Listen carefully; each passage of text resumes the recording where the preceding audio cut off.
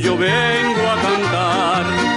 Soy del campo y del pueblo querido, soy Argueta y vengo a felicitar a don Jaime Arellano, un amigo. Buenos días, amigos televidentes, gracias por estar nuevamente en su programa Jaime Arellano en La Nación. El día de hoy vamos a estar haciendo un análisis de las principales noticias a nivel nacional e internacional con nuestro invitado de honor, el doctor Fanor Avendaño, del Instituto. Hombre, antes de entrarse con él y oír el editorial de la prensa, el día de ayer se dio un foro muy interesante, donde estaba FUNIDE, el COSEP, y organizaciones económicas, donde hablaban de la preocupación que hay, porque aunque hay una estabilidad económica que se siente, las perspectivas y la dependencia de esa estabilidad económica rondea mucho a la enorme dependencia que estamos creando, que este gobierno está creando a la ayuda venezolana. Y se habla de la manera, pues, y preocupa, y la incertidumbre que hay es alrededor de la misma incertidumbre que hay alrededor de la economía venezolana, donde acaba de sufrir una devaluación, tiene la inflación más alta que hay en el área, en fin.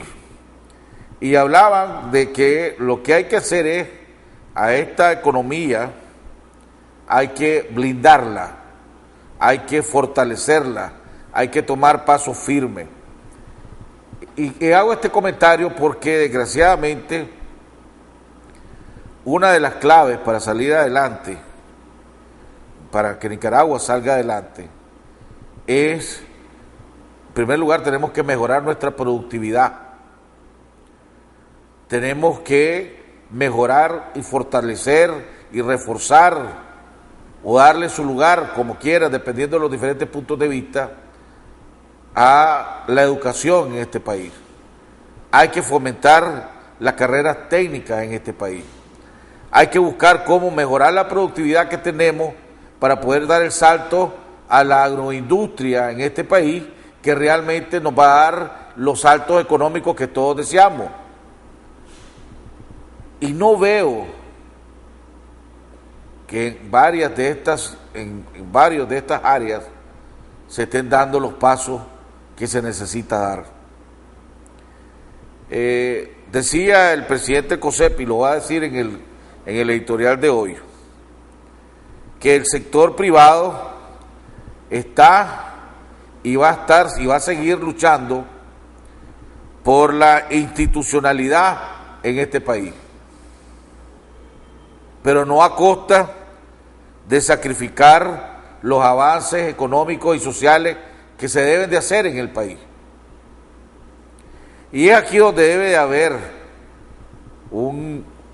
tiene que haber un entendimiento entre los partidos de oposición, el sector privado, alrededor de este tema, de los partidos de oposición, el gobierno, el sector privado y el gobierno. Pero pareciera que los partidos de oposición y organizaciones de la sociedad civil quieren poner al sector privado en medio de esto, cuando no es ni debe ser el trabajo de estas organizaciones del sector privado como el COSEP, que es la más importante, hacer el trabajo de la oposición en este país, o hacer el trabajo de los partidos políticos. No le compete al sector privado. Vamos a ir me llamó la atención el día de ayer, y vamos a oír los comentarios, que la embajadora de los Estados Unidos dijo el día de ayer que no veía que Nicaragua estaba haciendo los avances necesarios para poder recuperar el waiver de la transparencia y gobernabilidad en este país. Y digo esto porque ayer, según fuentes que tengo, me decían que ya el gobierno se estaba echando para atrás en la elección de funcionarios antes de Semana Santa, que a lo mejor sí se da para a finales del mes de abril, sí se da, o lo más antes posible. Eso significaría que pareciera, por las declaraciones que dio la embajadora de los Estados Unidos el día de ayer y las declaraciones y lo que me dijo mi fuente, que esas posibles negociaciones que se estaban dando entre el gobierno y el gobierno de los Estados Unidos alrededor de, ok, yo voy a tomar la medida de, voy a mandar a ratificar a los funcionarios públicos, voy a elegir a los funcionarios que tengan que estar convencidos, pero devolverme el waiver de la transparencia y la gobernabilidad, no por los montos, porque son simbólicos realmente, sino por lo que significa de imagen a nivel internacional, no dieron o no avanzaron como el gobierno quería o como los Estados Unidos querían. Vamos a ir a un cambio y regresamos con nuestro invitado. Vamos a oír el editorial del COSEP, del presidente del COSEP, José Adán Aguerri, y regresamos con nuestro invitado, el doctor Fanor Avendaño. Ya volvemos.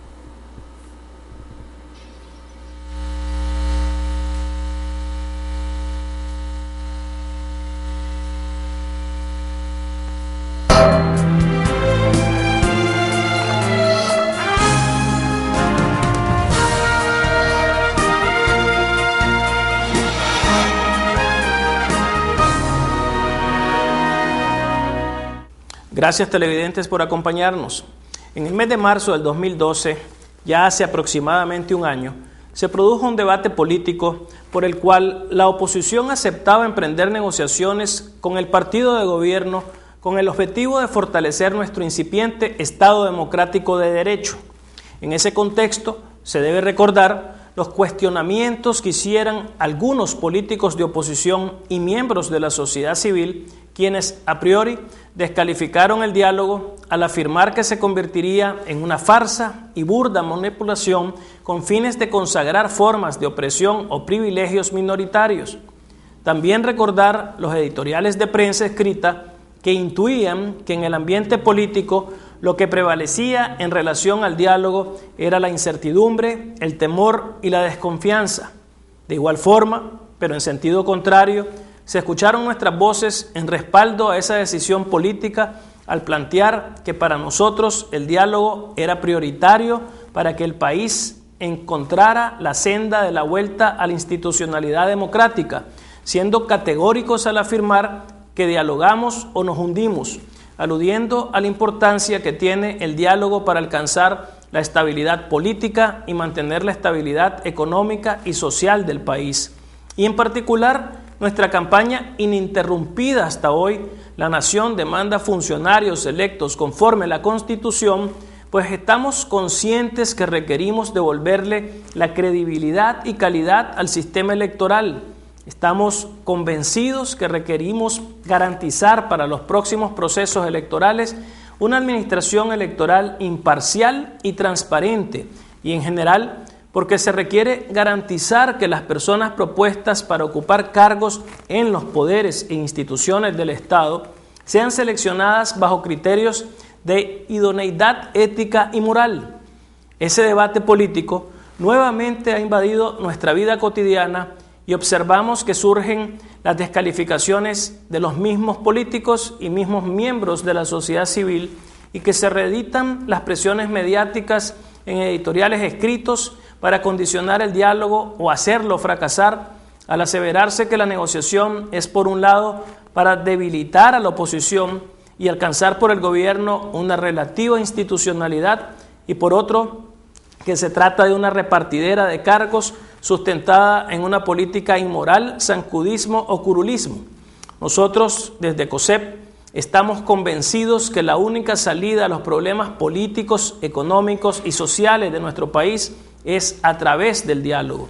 En ese orden, merecen resaltarse las declaraciones del licenciado Eduardo Montealegre, que deben dimensionarse correctamente por todos los que creemos en el diálogo y rechazamos la confrontación, cuando dijo recientemente, abro comillas, a mi juicio, Posiblemente debido a nuestra experiencia histórica, algunos hemos asumido dos posiciones incorrectas.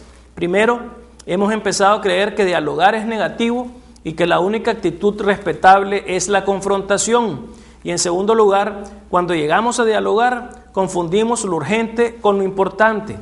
Por eso, cuando se menciona diálogo, se alzan voces de protesta, desconfianza y descalificación, voces que sin aportar soluciones exigen que el país se lance por el camino de la confrontación. Entonces, nuestra primera responsabilidad como diputados es aceptar que solo mediante el diálogo podemos y debemos resolver las diferencias nacionales, cierro comillas.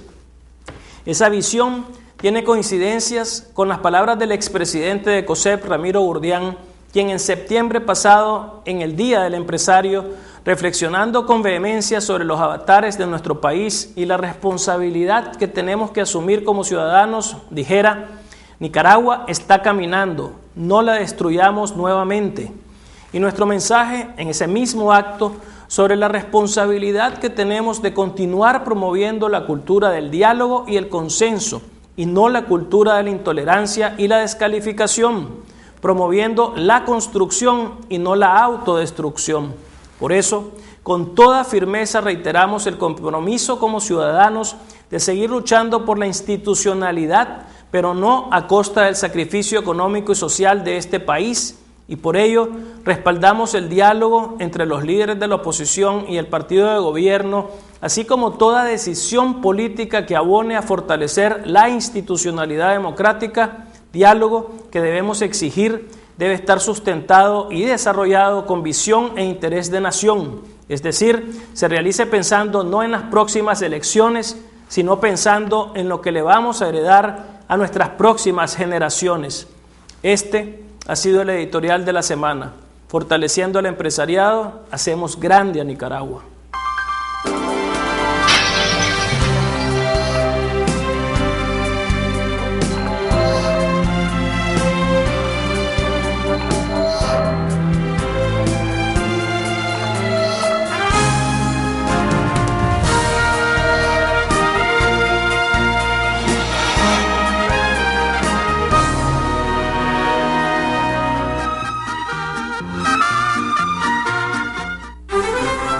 Elegantes, prácticos y de gran calidad.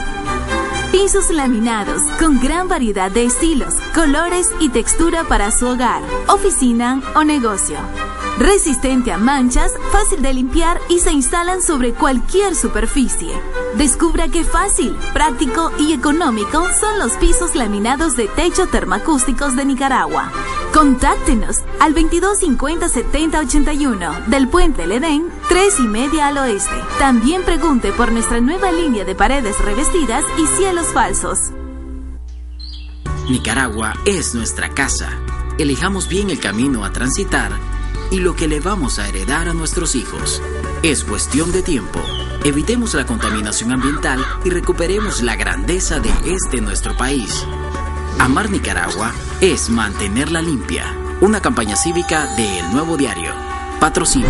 Bienvenidos, poetas del mundo. Otra vez Nicaragua tendrá el privilegio de ser la orgullosa anfitriona de 100 poetas de más de 60 países de todos los continentes en el 9º Festival Internacional de Poesía de Granada, que en homenaje a Ernesto Cardenal celebraremos del 17 al 24 de febrero. Tenemos el festival de poesía más grande del mundo. Vamos todos a Granada. ¡Viva la poesía! El sueño de tu casa se hace realidad. Ven a la Feria Expo Casa 2013 de la Cámara de Urbanizadores de Nicaragua, CADUR, este 1, 2 y 3 de marzo en el Centro de Convenciones Gran Plaza, de 10 de la mañana a 8 de la noche. Estrena casa nueva. El mejor momento es ahora. Patrocinan PDF, Cemex, Turman y Holcim.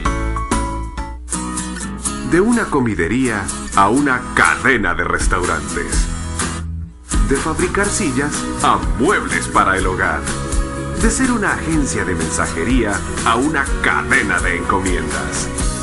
Hay muchas maneras de crecer, pero solo una forma correcta de dar el siguiente paso. Para crecer en su negocio, Banpropyme, su siguiente paso. En BDF, además de hacer realidad tu sueño de tener casa propia, también pensamos en la conservación del medio ambiente. Por eso, cuando adquieres tu préstamo de vivienda, te regalamos los árboles para tu nuevo jardín. Cuidemos nuestro planeta. Siembra un árbol para nuestras futuras generaciones. BDF, simplifícate. Ya tienen sus cargos vencidos muchos funcionarios públicos.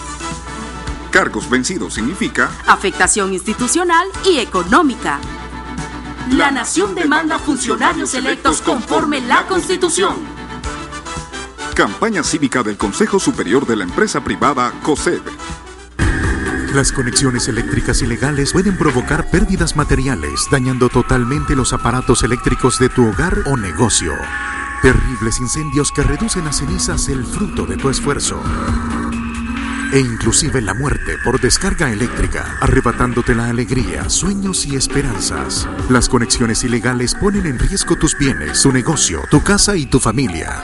Antes de hacerlo, pensá en las consecuencias, evita las tragedias y hace uso responsable de la energía eléctrica. Basta de conexiones ilegales.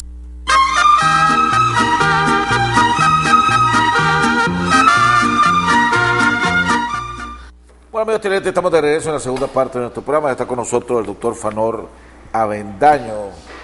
Don Fanor, teníamos rato de no verlo, amigo. Bueno, por aquí estamos aportando y hombre, una de las puntos que quería tocar con vos el día de hoy es desde hace un par de años, sinceramente, vengo impulsando y promoviendo y uno de los temas que yo quería llevar más de un par de años, estoy hablando antes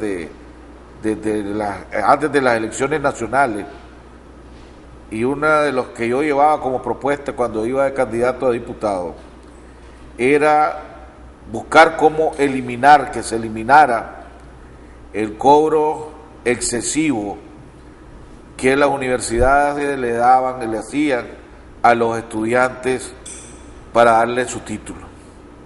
Había universidades que cobraban desde $600 hasta universidades que cobran hasta casi $2,000 para entregarte tu título. Y este año y el año pasado, cada vez que tengo la oportunidad de hablar con un diputado en este programa, he venido promoviendo e insistiendo en mi comentario.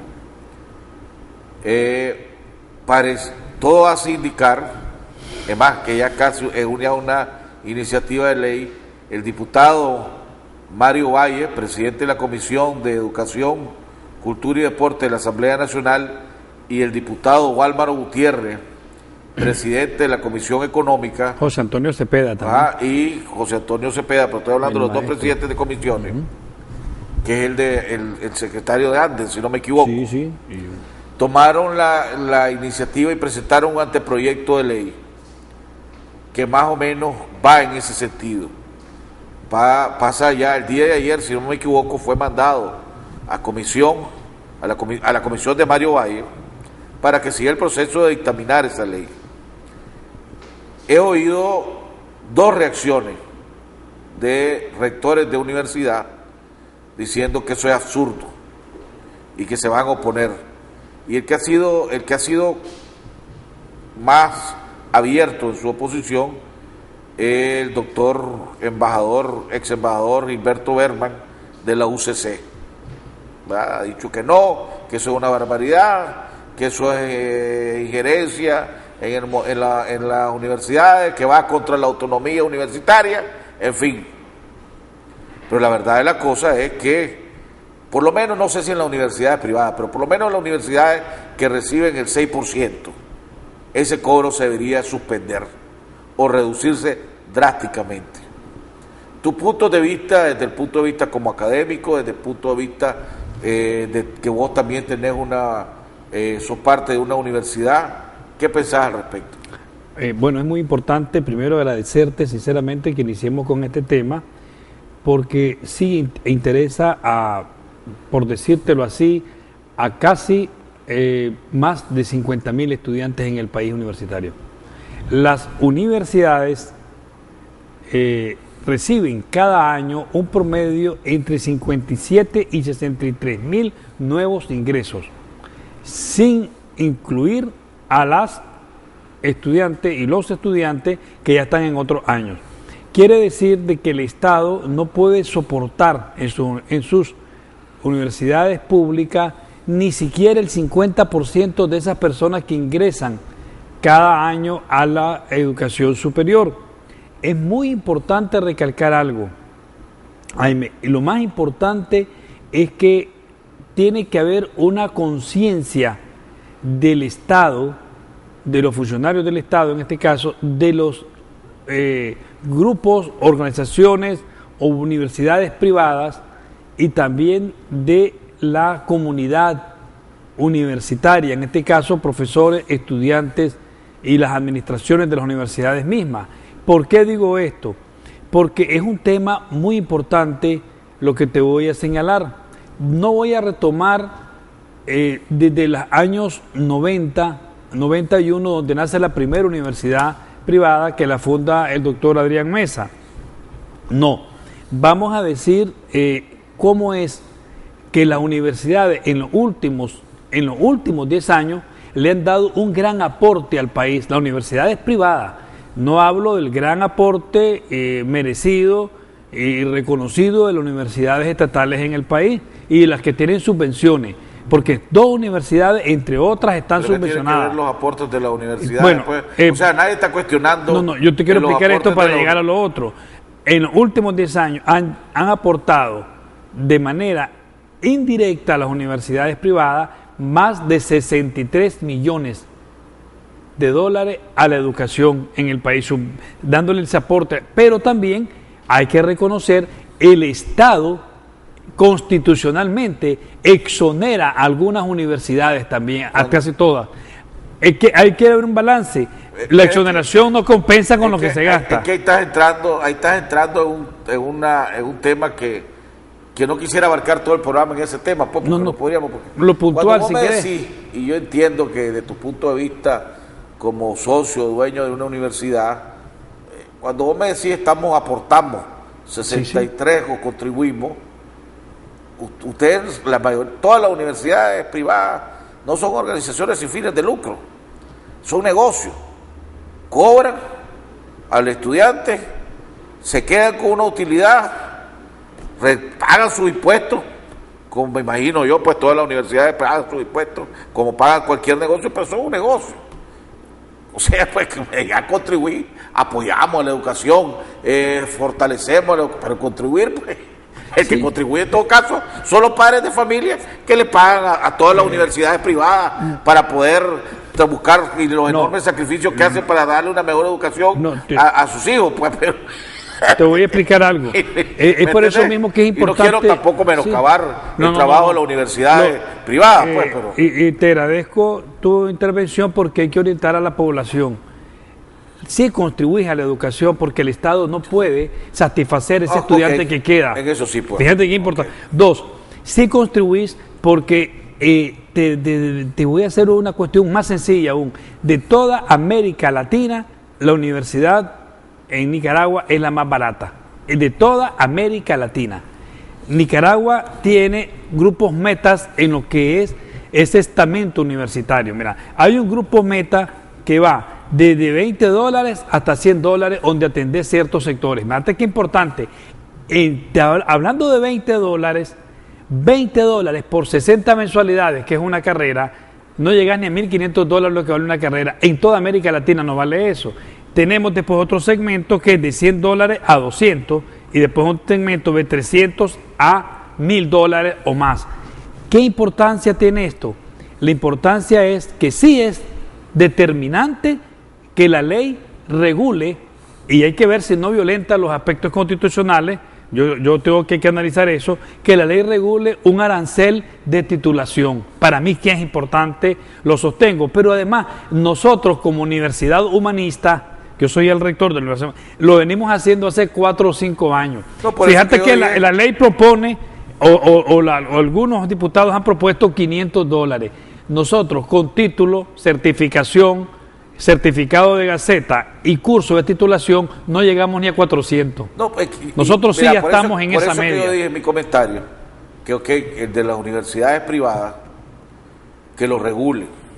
Sí. Pero las universidades que reciben el 6% del Estado, que en realidad no es el 6%, pues estamos hablando del 8 y pico por ciento. Y otras entradas. Y otras entradas porque se le paga la luz, se le paga los servicios básicos y se le paga a todas las universidades. No tienen por qué cobrar. Ya están recibiendo ¿cuánto?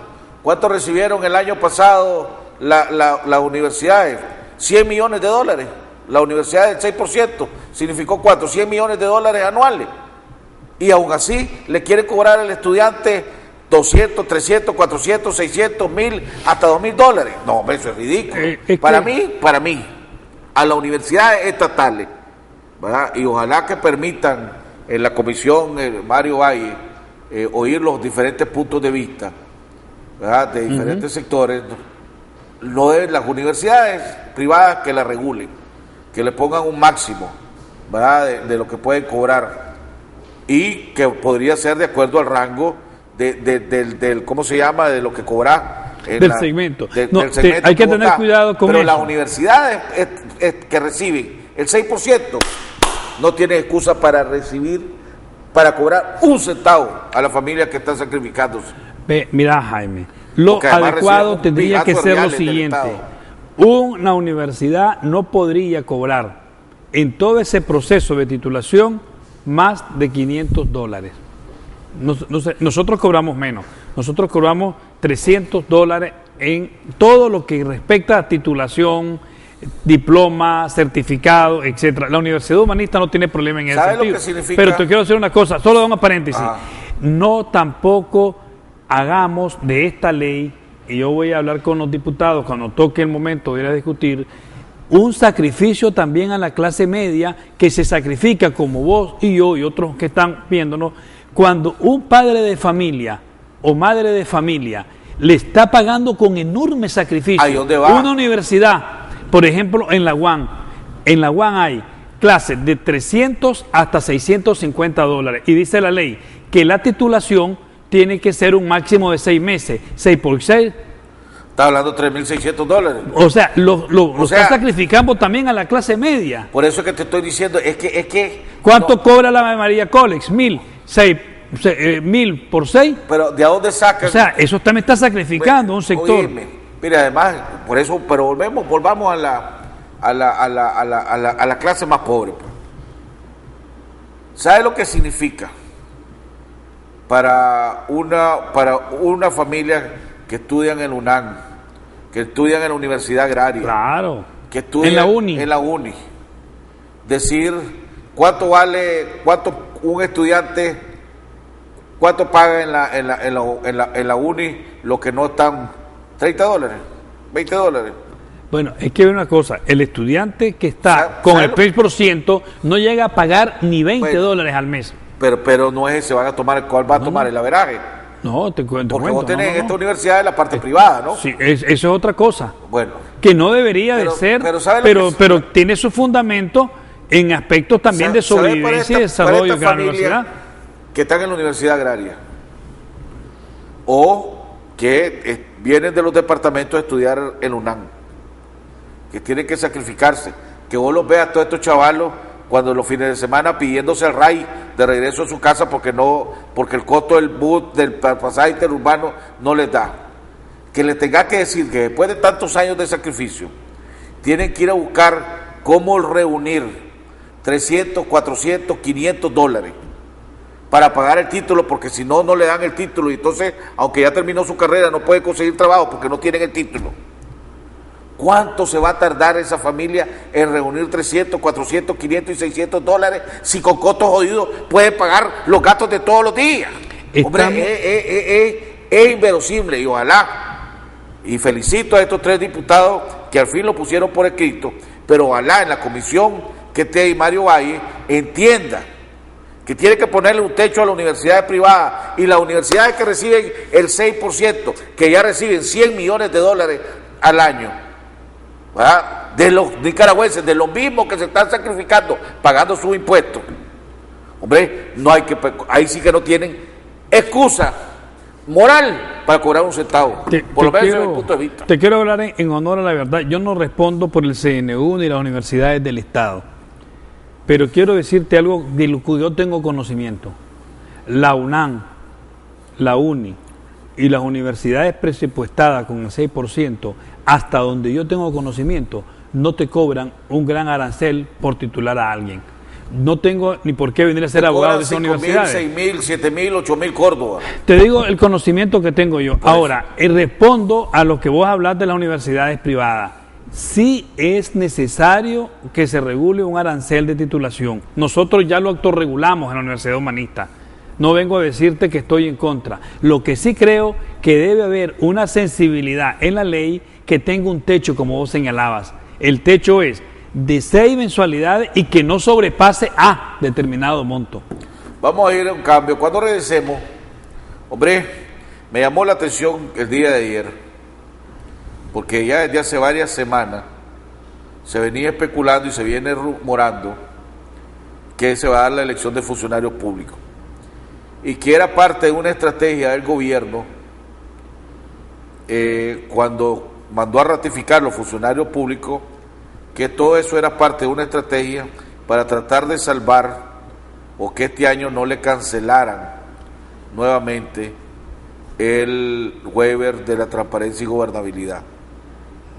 Me llamó la atención que el día de ayer la embajadora de los Estados Unidos dice que Nicaragua no ha hecho lo suficiente todavía, según desde su punto de vista, para que Nicaragua no le siga siendo, no revierta esa decisión de los Estados Unidos.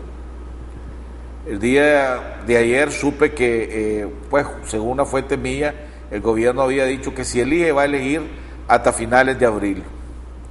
Por otro lado, vemos que el sector privado respalda a Eduardo Montealegre, ¿verdad?, y a la bancada del PLI para que se sienten a negociar y a elegir de acuerdo a la Constitución.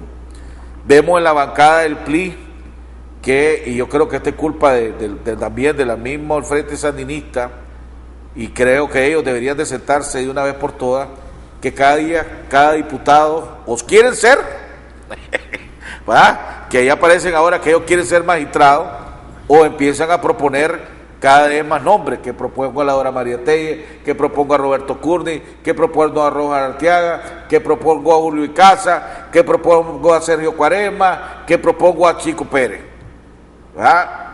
Está creando un laberinto el Frente Sandinista del carajo, y ya vemos los pleitos internos que se están generando en el PLI, ¿verdad?, que inclusive ayer las declaraciones que dio Santiago Agurto fueron extremadamente fuertes contra el presidente del PLI, donde lo acusó de corrupto y lo acusó de haber vendido el tendido electoral al Frente Sandinista, y que cómo se puede confiar en alguien que ya vendió el tendido electoral.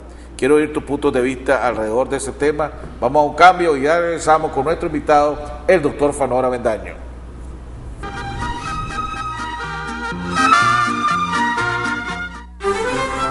Elegantes, prácticos y de gran calidad.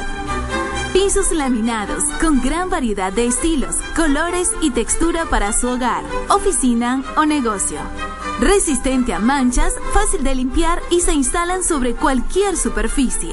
Descubra qué fácil, práctico y económico son los pisos laminados de techo termoacústicos de Nicaragua. Contáctenos al 2250-7081 del Puente El Edén, 3:30 al oeste. También pregunte por nuestra nueva línea de paredes revestidas y cielos falsos.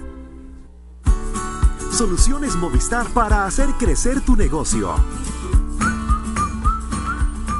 En los negocios hay que ser rápido, ágil y estar siempre conectado. Con el servicio Info Internet de Movistar contamos con un acceso dedicado y permanente a Internet.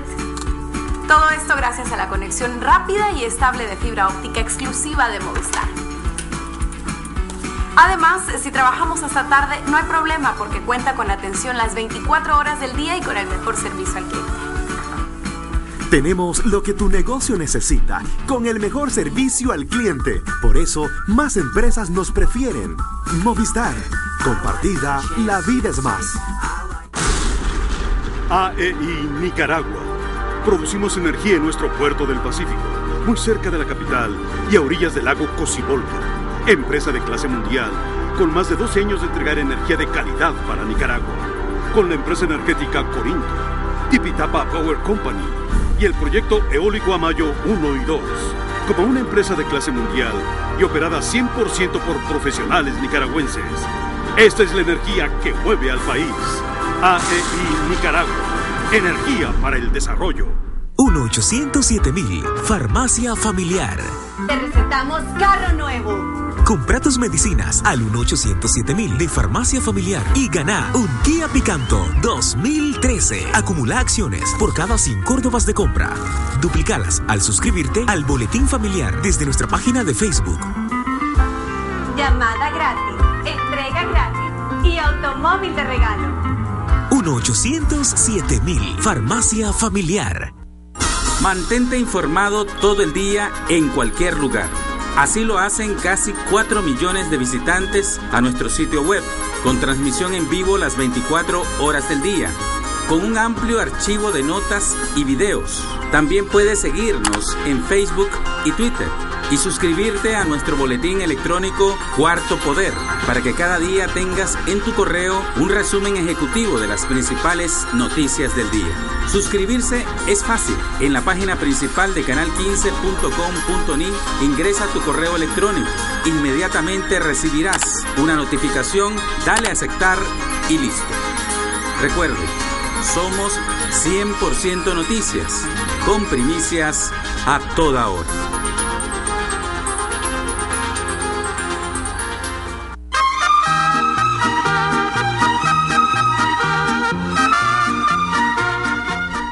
Bueno, amigos televidentes, estamos de regreso en la tercera parte de nuestro programa con nuestro invitado, el doctor Fanor Avendaño. Estábamos en el corte comercial.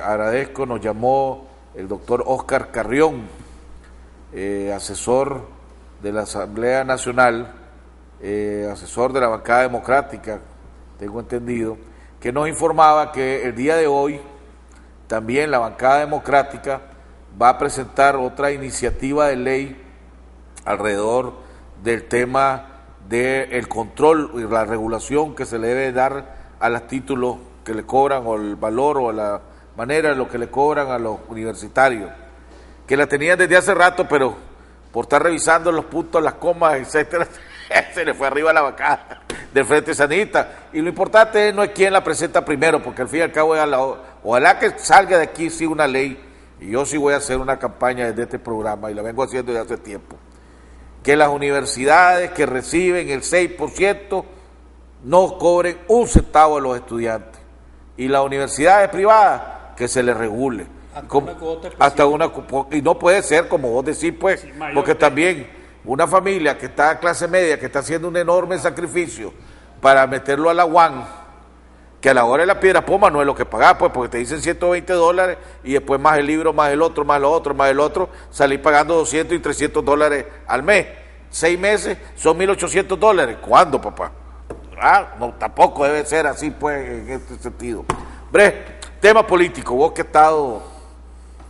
y el tema, antes del tema político, rápidamente, pues, yo creo que el presidente, es verdad, lo que tengo entendido, y yo creo que es la posición correcta, el presidente Ortega no debe de asistir hoy a la reunión del SICA en Costa Rica con el presidente de México. Y digo esto por 2 razones.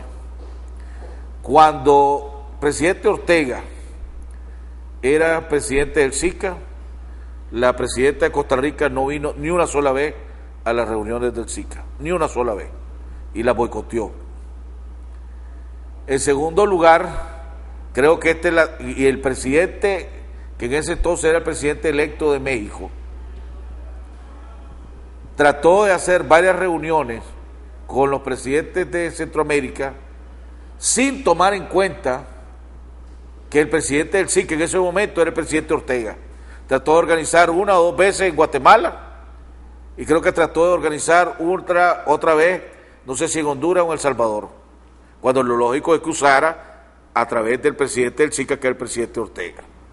Y yo creo que mande al canciller Santos, manden al vicecanciller, eso ya es otra cosa. Pero que el presidente Ortega no debe ir a Costa Rica, en mi punto de vista, para mandarle el mensaje a los dos. Hombre, vos me querés tratar así, también, papá, y ahí sí, amor con amor se paga. Hablando, no sé si tenía algún comentario alrededor de ese tema, o entramos de un tema al tema de los waivers. Entran a entrar, empieza el tema de la especulación de los waivers. Ayer la embajadora de los Estados Unidos dio una de cal y una de arena. Dijo en la parte de cal, dijo una que no veía avance suficiente en el tema de la transparencia, de la gobernabilidad, para que el waiver de la transparencia y gobernabilidad sea reactivado nuevamente. Pero por el otro lado digo que sí creía que había avances considerables para el waiver de la propiedad, ¿verdad? Que ya la información que yo tenía es que había más de 20 y pico de casos que estaban siendo resueltos y que eso lo veía positivo. La elección de funcionarios públicos pareciera una telenovela, ¿verdad? De esas que nunca acaban. El Frente Sandinista dice ya estamos listos, José Figueroa, Edwin Castro hablan y dicen ya estamos negociando, el PLI dice no estamos negociando, Santiago Aburto acusa de que Pepe Matu llevó una lista a la Secretaría del Frente, Eduardo Montenegro, yo le pregunté directamente y me dijo eso es falso, yo lo niego totalmente, no se ha mandado ninguna lista, y ahora empiezan los mismos diputados a decir yo quiero ser magistrado de la Corte Suprema, el otro quiere ser magistrado del Consejo Supremo Electoral, o empiezan a lanzarse cada uno nombres, pues yo lanzo a la Dora María Telle, o lanzo a Julio Icaza, o lanzo a Roberto Curni, y se está armando el laberinto ahí. Tu punto de vista. Iniciando con la preocupación que estaba expresando la señora embajadora Powell, el gobierno de los Estados Unidos ha visto en ciertas medidas avances en lo que respecta a la propiedad, eso es evidente, con el esfuerzo del procurador de justicia Hernán Estrada, se ha demostrado que muchos problemas de la propiedad están resolviéndose y algunos ya están en su etapa final. Eso no deja de ser... Ayer sale el fin de la chureca y todo eso, claro. Pero el tema de la propiedad alrededor de la chureca no ha sido resuelto. Para que eso no es con... Claro, no es con los Estados Unidos, pero además de eso estoy seguro de que hay un interés de resolverle. El problema en Nicaragua es la propiedad, cada día se va resolviendo. Es un problema agudo. Yo te he señalado en otros programas acá, Alemania demoró en resolverlo, y lo conversaba con el procurador Estrada, sobre temas de propiedad. Alemania demoró medio siglo para resolver después de la guerra problemas y quedaron algunos residuos, ¿verdad? Pero Nicaragua está haciendo estos esfuerzos. Ahora, con lo de transparencia, la preocupación es sentida, es objetiva, dentro del marco de lo que es la política exterior del Departamento de Estado, dentro de los 3 ejes fundamentales de política exterior norteamericana. Está la valoración de los derechos humanos, está la gobernabilidad democrática, está esto que va siempre con los aspectos de la armonización política, y ahí tiene su reserva. Uno de los pasos importantes para mí y que va a tener repercusión no solo en Estados Unidos, sino repercusión en la Comunidad Europea y sobre todo en los organismos multilaterales, es que el presidente Ortega se sometió al mandato constitucional de ir a ratificar los funcionarios del Poder Ejecutivo. 6 años después, pues, pero... tardío o no. Recuérdate que también... Después, pero por lo menos ya comenzó, pues. Nace también con una debilidad de la bancada de oposición que le dieron la carta blanca para que mantuviera eso. La ley Marco. ¿Verdad? ¿Te acuerdas que aquí en programas atrás lo discutimos y dijimos que no estábamos de acuerdo? Pero que ya pasó. Ahora, tardía la actitud, podría señalarse así, pero ya se ha sometido al imperio de la ley, ya la Constitución es la principal fuente de derecho en ese acto, y eso debe de alegrarnos a la comunidad nicaragüense y a la comunidad internacional. Viene un paso más importante, un paso que también hemos señalado, no atenta contra la estabilidad del país, un paso que no atenta contra el poder mismo del partido de gobierno, y ese paso debe ser ir creando las condiciones objetivas para la elección de funcionarios que tienen cargos vencidos. ¿Por qué vos que tener buenas relaciones con muchos funcionarios del gobierno del presidente Ortega y con muchos que están dentro del círculo de mando del presidente, pues del círculo de confianza del presidente Ortega. ¿Por qué es que le está dando tanta larga al asunto, a la elección de funcionarios? Están creando un avispero y un relajo dentro de la bancada del PLI, que de por sí ya está teniendo presiones de los lados, pongámosle como dice César Zamora, de los extremistas, ¿verdad?, de la oposición, donde dicen no te sentés a negociar, si te sentás a negociar sos zancudo, sos pactista, sos todo lo demás, desde el diario La Prensa hasta organizaciones de la sociedad civil e inclusive aliados del PLI. Hay una responsabilidad compartida ahí, Jaime. ¿Por qué el frente se está complicando más el asunto y se la está poniendo inclusive más difícil a ellos mismos? Porque entre más diputados voten de la oposición en esta elección de funcionarios, más fuerza, más legitimidad, más respaldo nacional e internacional va a tener esta elección. Pero cada vez le vemos que el Frente Sandinista es el que le está dando más larga al asunto y además creando creando rumores falsos, pues pongamos desde un punto de vista, cuando dicen ya estamos negociando, dice la vez pasada el vicejefe de bancada José Figueroa, inmediatamente sale el PLI diciendo no es cierto, no hay negociaciones, aunque después el liceo dijo lo que hay pláticas en el plenario. Y son buenas y sanas. Quiero decirte algo dentro del marco del análisis político, porque y respetaría a tu audiencia y a vos si te digo de lo último, y entonces te creas una deformación de lo que he venido siendo la génesis de esto. El atraso, objetivamente hablando, no fue del Frente Sandinista ni del gobierno del presidente Ortega. El atraso fue cuando se firmaron los acuerdos de Metrocentro 2. No, pero estamos hablando... O sea, te hablo del génesis de esto, ¿verdad?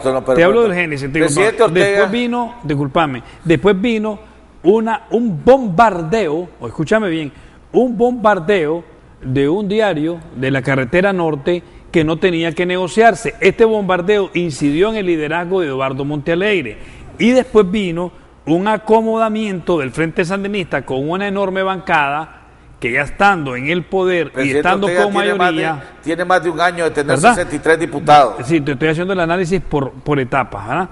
Y con gran mayoría, entonces dijo, ahora me reacomodo y voy a ver cómo va la cosa. Con los efectos de la posible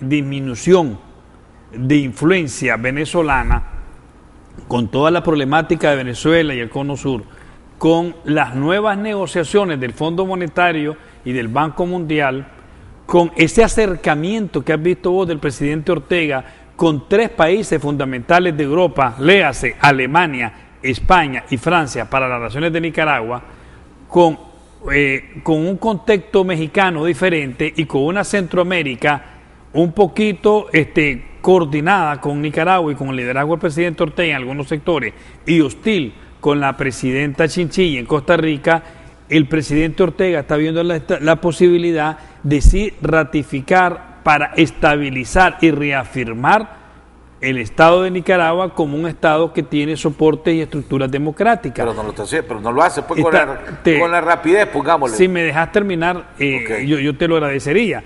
El presidente Ortega está viendo esa posibilidad, pero también la bancada de gobierno se plantea un interrogante.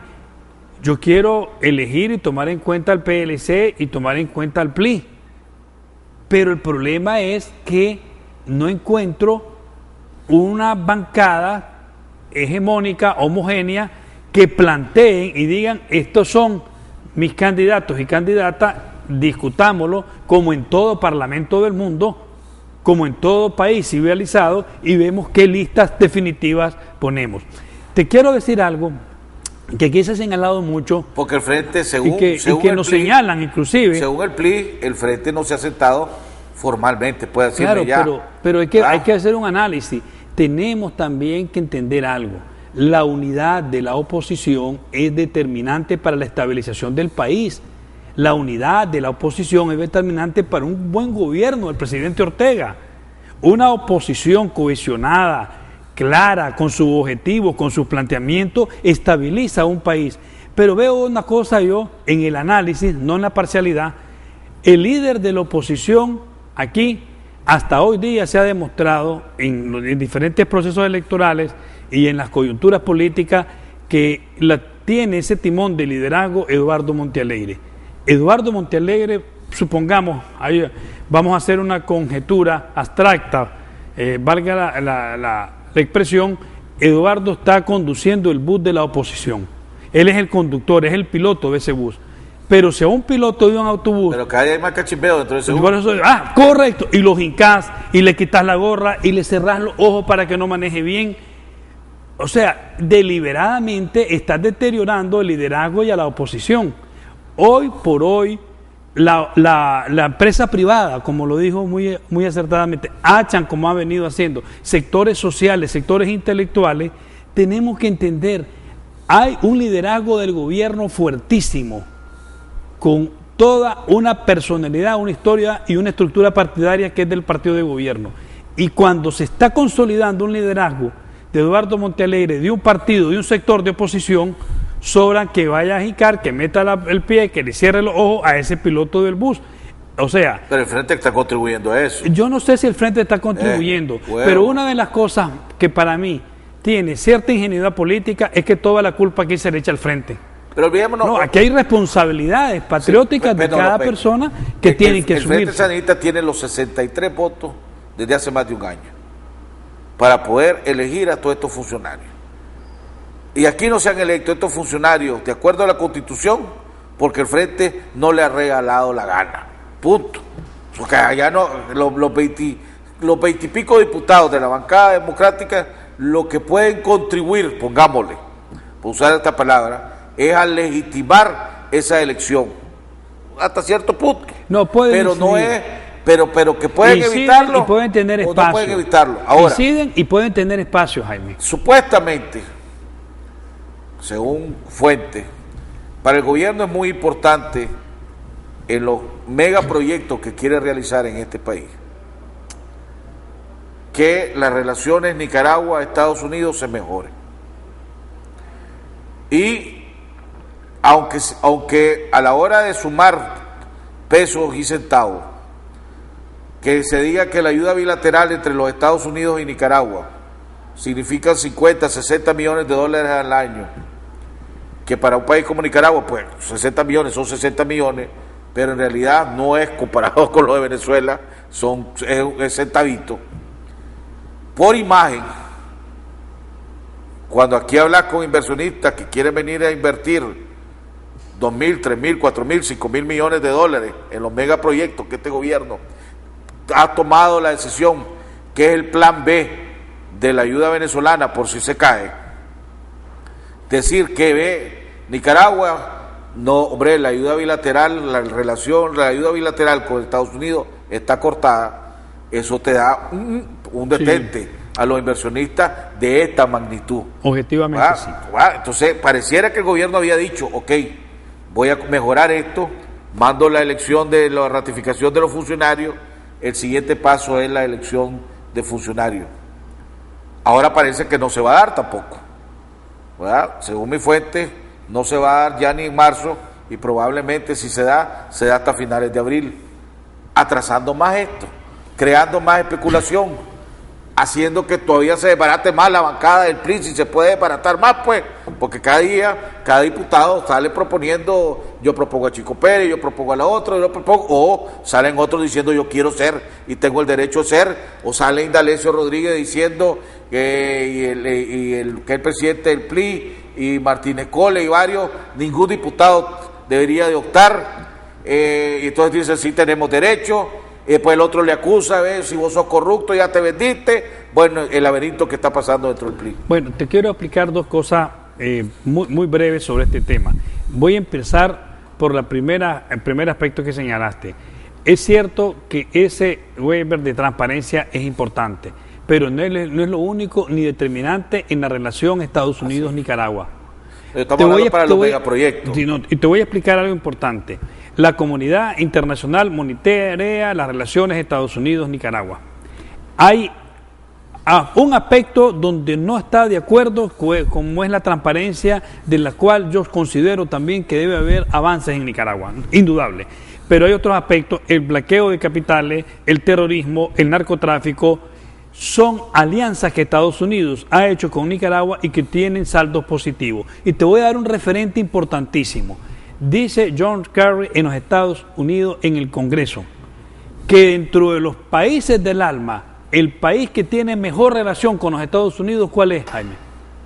Pues Nicaragua. Así dijo Nicaragua. Sí, bueno, o sea, no hay una actitud... Él tiene una historia de relación con el Frente Sandinista desde los años 80. ¿verdad? 100% hostil no hay. Los Estados Unidos tienen un aliado estratégico en algunos aspectos fundamentales en Nicaragua. Hay diferencias en estos aspectos de las cuales también nosotros como ciudadanos nicaragüenses y ciudadanas también hacemos nuestra crítica. En referencia a lo otro... Cuando salga Nicaragua, mira, Boca, ahora que usted está hablando de la relación, los Estados Unidos están pasando ahorita por unos pleitos internos, Congreso, gobierno, alrededor de temas económicos. Las reducciones automáticas que se van a dar si no hay se aprueba una ley del Congreso, etcétera.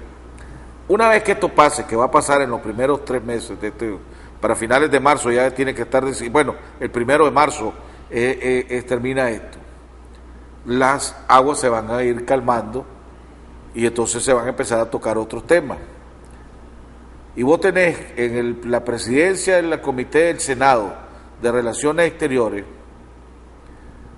a un latino que ha sido duro contra los países del ALBA, que es el senador Menéndez, que la preside. Tenés al senador Marco Rubio, que se ha vuelto la figura del Partido Republicano, que también tiene una línea dura contra los países del ALBA y contra Nicaragua. Y ya no digamos que tenés a Liliana Ross en el Congreso, que aunque ya no es la presidenta para la subcomisión para América Latina.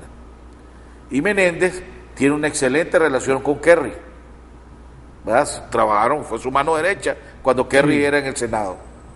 Entonces, si Nicaragua no, ¿cómo les dice? ¿Cuál es el dicho que decimos? Ayúdate que te ayudaré. Si Nicaragua no se ayuda, y para que Kerry pueda seguir manteniendo esa relación calma contra Nicaragua, oíme, Menéndez, Rubio y Liliana Ross le van a poner presión, van a tener leña que echarle al fuego y la cosa se le puede complicar a Nicaragua. Y si a eso le agrega que la inestabilidad en Venezuela va aumentando, y no solo estamos hablando de política, sino estamos hablando de económica, que tienen serios problemas económicos, hombre, yo no entiendo la lógica en este punto del presidente Ortega. Bueno, habría que entender también que estos son procesos que se van dando en pasos concretos y lo que tenemos que tratar de incidir es que estos pasos sean más firmes y en el tiempo adecuado, hacer en el momento justo lo que hay que hacer. ¿Qué te dicen tus amigos del frente? ¿Por qué te dicen tus amigos del frente? Bueno, yo tengo relaciones académicas con varios sectores, la oposición, el frente, el gobierno. Hay una voluntad política por ir superando aspectos institucionales. Hay que, se va tratando de ir fortaleciendo el Estado de Derecho, pero también la oposición. Hablemos de la oposición. Hay un sector de la oposición que quiere avanzar en aspectos de concreción, de diálogo, de comunicación, de adaptarse a los nuevos tiempos. Por eso te digo, ahora, señalabas algo de los funcionarios públicos. No es un delito que un diputado o una diputada quiera un cargo público. ¿Por qué lo vas a satanizar?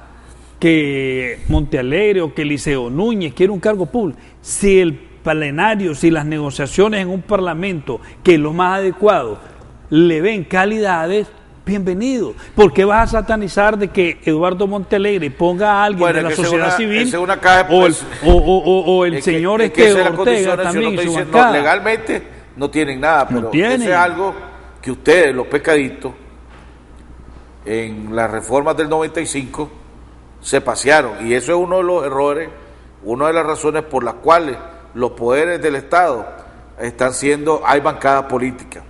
Porque antes de la reforma que ustedes, los pescaditos, propusieron en el 95 y que se hicieron. Ya está en un debate político. Antes los diputados no podían proponer. Claro. No podían. En la reforma, para quitarle poder. No podían proponer individual, ajá. No podían proponer a ningún candidato. Correcto. Ajá. Lo único que hacían era elegir a los candidatos propuestos por el presidente.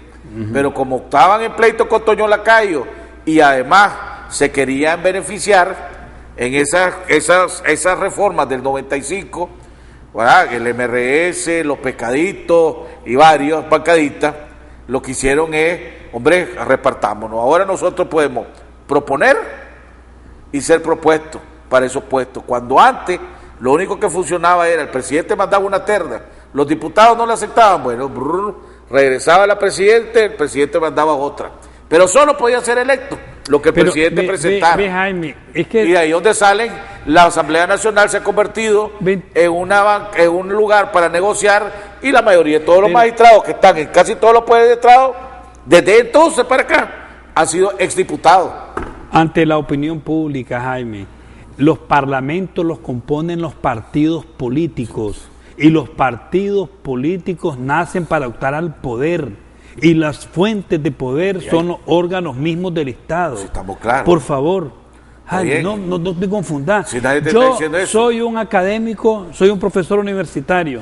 Cuando yo fui propuesto hace años atrás, me propusieron partidos políticos y tenía yo que negociar con partidos políticos.